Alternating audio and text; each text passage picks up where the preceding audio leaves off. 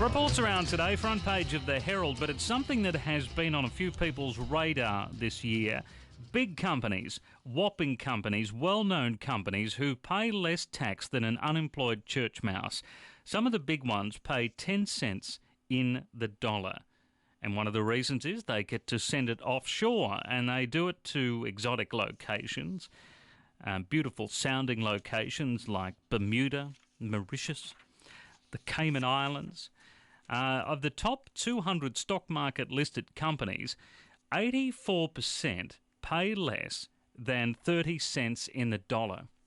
It's a hell of a figure, isn't it? 84% pay less than 30 cents in the dollar. And this hasn't been happening just in the last week or so.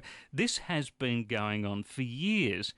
Big companies, smart accountants, fiddling lawyers and governments that let it happen. So for the last few years, for the last few decades, possibly for the last century, drivers, smokers, drinkers, parents, lovers, sports fans and just normal breathers like you and I have been paying and paying. Every government comes after us, no matter what their persuasion, because it is easy. And we don't put up much of a fight. We give in. We have no choice.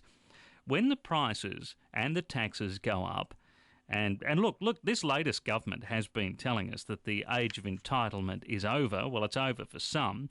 They decide they'd like to slide an extra $7 on a GP visit and an extra debt tax on people that they call high-income earners. But they don't go after the real high-income earners, the companies, the ones that make their fortunes.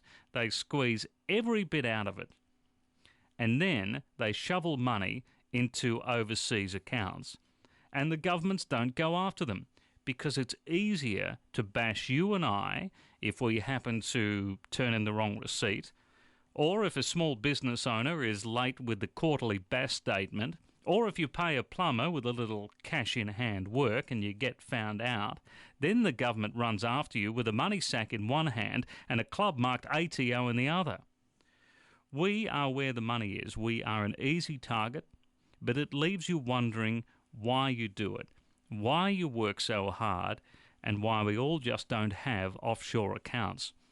Or better still, why don't we all just move to the Caymans?